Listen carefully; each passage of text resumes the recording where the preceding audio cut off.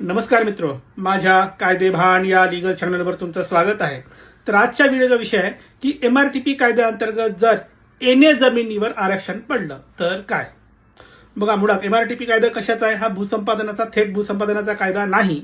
हा नियोजनबद्ध पद्धतीने शहर आणि प्रदेश विकसित करण्यासाठीचा कायदा आहे.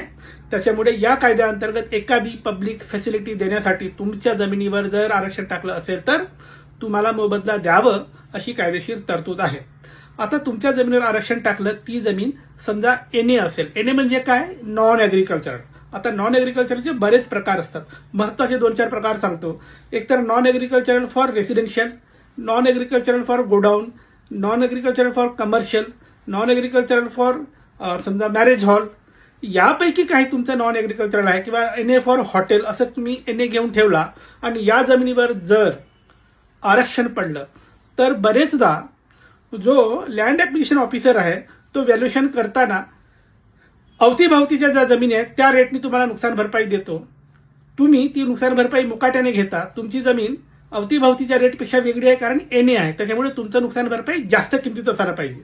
मग या केसमध्ये तुम्ही नुकसान भरपाई घेताना घ्यायचं, पण विथ प्रोटेस्ट असं लिहून सही करायची. म्हणजे ही नुकसान भरपाई पण घेऊ शकता. नंतर वाढीव मोबदल्यासाठी कशाचा? एनएच्या तुम्ही केस दाखल करू शकता आणि वाढीव मोबदला घेऊ शकता. ही तरतूद कायद्यात आहे. त्यामुळे तुमची जमीन एनए असेल आणि जर त्याच्यावर आरक्षण पडलं असेल तर मोबदला घेताना विथ प्रोटेस्ट घ्यायचा, नंतर वाढीव मोबदला घेऊ शकता. बरं, या अनुषंगाने काही केस आहे का? आहे. त्याचे डिटेल्स खाली देतो, बघून घ्या. आता 2 सूचना. थेट फोन करायचा नाही. खूप महत्वाचं काम असेल तर दिलेल्या नंबरवर व्हॉट्सअप करा. आणि दुसरा, वैयक्तिक सल्ला मोफत नाही, त्यासाठी फीज लागू आहे. बाय.